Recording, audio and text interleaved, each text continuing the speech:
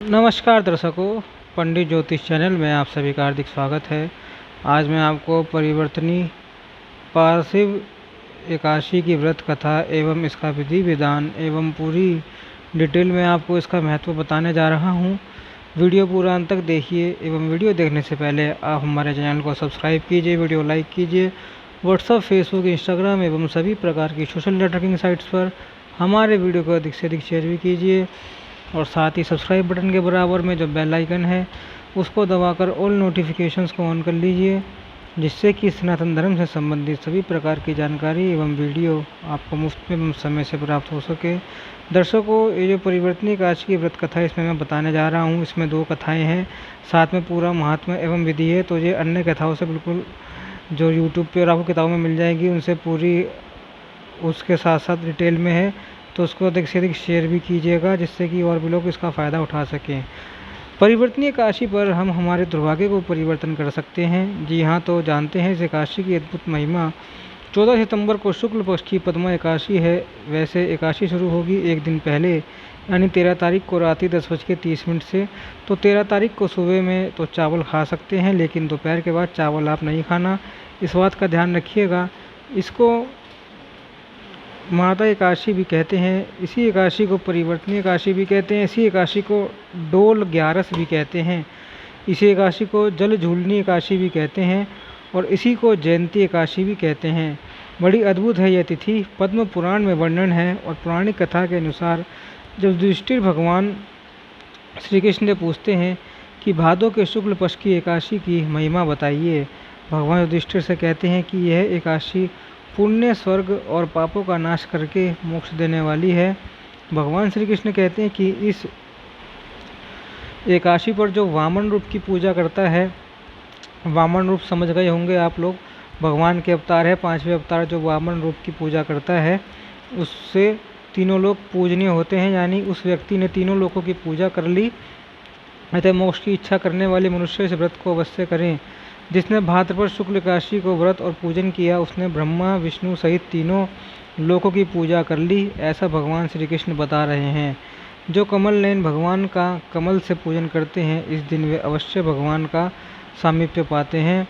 भगवान श्री कृष्ण जब युधिष्ठिर से कहते हैं कि मैं चतुर्मास में सोता हूँ नारायण रूप और जिस दिन करवट लेता हूँ उस दिन को परिवर्तनी एकादशी कहते हैं, इतना सुनने पर युधिष्ठिर कहते हैं कि प्रभु आप किस प्रकार से सोते हैं और करवट क्यों और कैसे लेते हैं, यह सब बताइए। भगवान कहते हैं कि त्रेता युग में बलि नामक एक दैत्य था, वह मेरा परम भक्त था।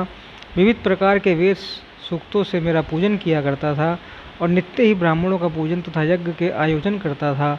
लेकिन इंद्र से द्वेष के कारण उसने इंद्रलोक तथा सभी देवताओं को जीत लिया। इस कारण सभी देवता एकत्र होकर सोच विचार कर भगवान के पास गए। बृहस्पति सहित इंद्रदेव प्रभु के निकट जाकर और नतमस्तक होकर वेद मंत्रों द्वारा भगवान का पूजन और स्तुति करने लगे, लेकिन भगवान तो सो रहे थे। लोगों की स्तुति सुनकर भगवान ने करवट ली। भगवान तो निद्रा में थे, इसलिए भगवान ने करवट लिया, तो इसलिए यह परिवर्तन हुआ। यह दिन था इसी एकादशी का, तो इसलिए इस एकादशी को परिवर्तनी एकादशी भी कहते हैं। अब कथा आगे सुनिए। भगवान कहते हैं, मैंने उन्हें आश्वासन दिया कि जाओ, मैं सब ठीक कर दूंगा।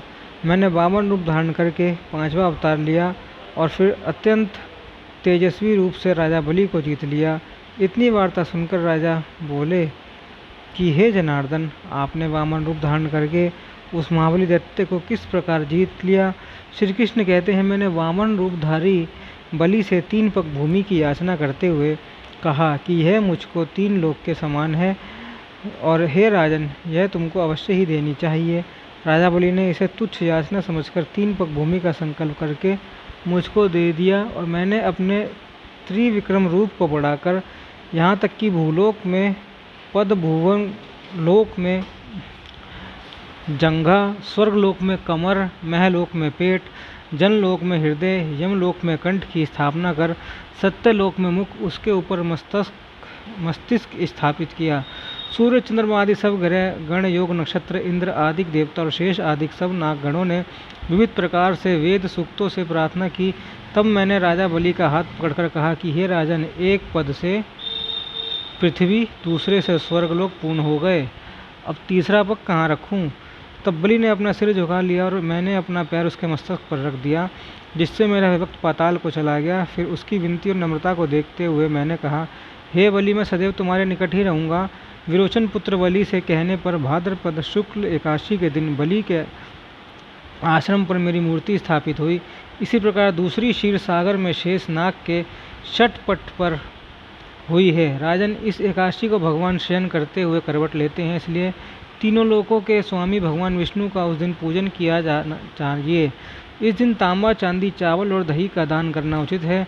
रात्रि को जागरण अवश्य करना चाहिए और एकादशी व्रत करते हैं तो विधि पूर्वक इस एकादशी का व्रत करते हैं, वे सब पापों से मुक्त होकर स्वर्ग में जाकर चंद्रमा के समान प्रकाशित होते हैं और यश पाते हैं। जो पाप नाशक इस कथा को पढ़ते या सुनते हैं उनके हजारों अश्वमेघ यज्ञ का फल मिलता है। तो देखिए, अभी जिसने भी यह कथा सुन ली, इस वीडियो के माध्यम से भगवान श्री कृष्ण के कैलकुलेशन के हिसाब से उन्हें 1000 अश्वमेघ यज्ञ का फल मिल गया है। एक और कथा है पद्म पुराण में, वह आपको एकादशी के दिन या उस दिन एक दिन पहले मैं इस वीडियो में अपलोड कर दूंगा। वह दूसरी कथा है, अभी मैं यह कथा भी पढ़ लूँगा तो वीडियो लंबा हो जाएगा। अब देखिए, अगले ही दिन वामन जयंती आती है। इस एकादशी के अगले दिन वामन जयंती आती है। कई लोग कंफ्यूज हो जाते हैं कि वामन जयंती तो अप्रैल और मार्च में भी आती है। चैत्र मास में वर्ष में 2 बार वामन द्वादशी आती है।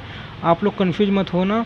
देखिए, इसी दिन यशोदा माता ने कान्हा के जन्म के बाद उनका जल या घाट पूजन किया था, तो इससे डोल 11 के नाम से भी जाना जाता है।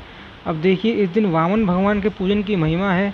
भगवान श्री कृष्ण ने बताया और हमने सुना अभी, जो इस दिन वामन भगवान की पूजा कर लेता है, मानो उन्होंने ब्रह्मा विष्णु महेश का पूजन कर लिया, त्रिलोकी का पूजन कर लिया। और यह पूजन कैसे किया जाता है मैं बड़ी सरल विधि से बता देता हूँ, आप लोग कर भी लेंगे घर पे, यह प्रत्येक गृहस्थ कर सके, इस प्रकार से मैं अभी पूजन बता दूंगा। देखिए, सबसे पहले तो आप अपने सामने एक सुपारी रखिए थाल में या कटोरी में और हाथ जोड़कर सुपारी के सामने बैठ जाइए और प्रार्थना करिए कि भगवान आप सर्वत्र हैं, मैं आपको इस सुपारी के माध्यम से आपकी पूजा कर रहा हूँ। भक्त प्रहलाद ने तो खम्भे में आपको देख लिया, मीराबाई ने जहर में भी आपको देख लिया और आपने ही स्वयं कहा है कि वासुदेव सर्वत्र, भगवान ही सब कुछ है, भगवान ही सर्वत्र है। तो इसलिए हे प्रभु, मैं आपकी पूजा कर रहा हूँ। इस सुपारी में भी आप हैं, आप ही का वास है, मेरी पूजा आप इस सुपारी के माध्यम से स्वीकार करिए। फिर आप सुपारी का वामन भगवान का रूप मानकर उसकी आप पूजा प्रारंभ कीजिएगा। सबसे पहले शंख में जल ले लीजिए और उसमें भगवान को स्नान कराइए। फिर दूध ले लीजिए, कच्चा दूध होना चाहिए, फिर उसमें भगवान को स्नान कराइए। फिर शंख में जल लेकर स्नान कराइए, समझ गए। 3 बार आपको स्नान कराना है, पहले जल से, फिर दूध से, फिर जल से। फिर उसके बाद आपको भगवान को वस्त्र अर्पित करना है। मोली होता है, मोली के अलावा तो भगवान को अर्पित कर दीजिए। फिर भगवान को तिलक करें, पुष्प चढ़ाएं, पुष्प चढ़ाने के बाद भगवान को भोग अर्पित करें।